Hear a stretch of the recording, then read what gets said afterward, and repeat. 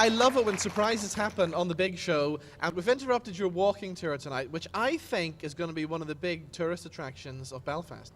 Well, I tell you what, and what really surprised me was the first tour I did was on the 30th anniversary of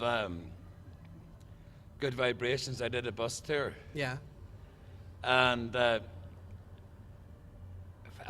hadn't really written a script, but I got on a bus with a guitarist and no script whatsoever, and a great friend, Susan McKeever, took us down. I said, well, all right, where will we go? And there were a lot of people over from Germany and stuff, and went, the Titanic area.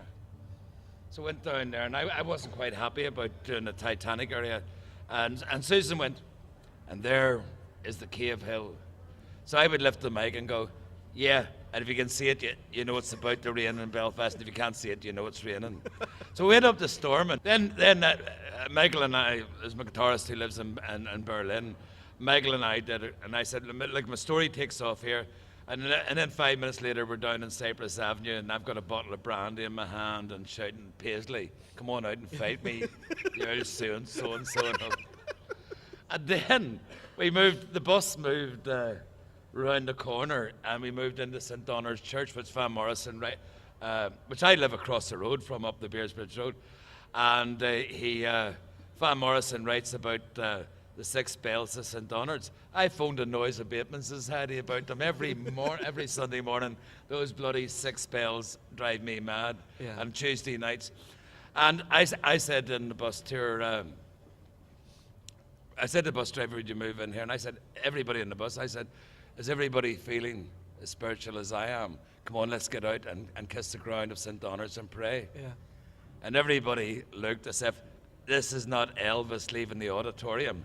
This is like Terri has completely left the planet. And a great friend, Jürgen Snyder, who's been coming here since the 70s, he was over from Berlin. It was him that brought me the bottle of brandy.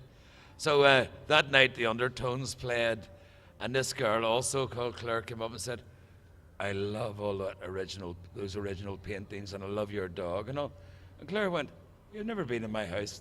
Says, oh, Terri said to everybody, come on over if you need a pee. Come on over and use the toilets. There's one upstairs and there's one downstairs. And she went, did you have people in the house? And I said, see, next time we do a tour, the tour driver wants you to have beers and sandwiches for everybody in the garden, and you'll make a fortune. Brilliant. But the tour ended up, and then just after that, Maureen Coleman out of the Telegraph and all this. Just after that, we're going down past Hanford Street, where Van Morrison was brought up and lived, and the bus was stoned. And everybody thought I had organised it. Honestly, I hadn't. You hadn't. But it was a great tour, and I didn't know how the tour went, but everybody seemed to love it. And then Sean Kelly asked me one night, would I do the walking tour? Yeah. And it was only 40 tickets, but 75 people turned up. Wow, and of course you've got lots of people on the tour tonight. Are we all enjoying the tour, by the way? Yes. I know the real reason why he stopped Our Meg will off. give them all £5 each to say that. The real reason why he Terri... could, because he's got more money than me. The real reason why Terri, I think, has stopped off on the tour to talk to me is because he's plugging this, the book. I ain't plugging it. Hooligan. I gotta sell itself. It took a while, but you got 5 there. years. 5 years.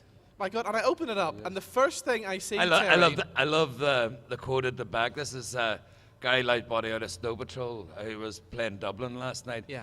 And Gary says, I'm a drunken lunatic, a ferocious storyteller, a lucid guru, I can't remember that. A cuddly bear, and many more things besides. Yeah. And then you open up the book. And it's funny because they put a plaque up. Gary and I have known each other for 17 years.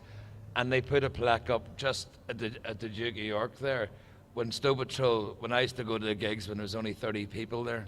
Okay, you can check out the photograph, many more great photographs and great stories in the book Hooligan. It's out now. Ladies and gentlemen, music promoter, producer, founder of Good Vibrations Records, godfather of punk, Mr. Terri Hooley. Thank you very much.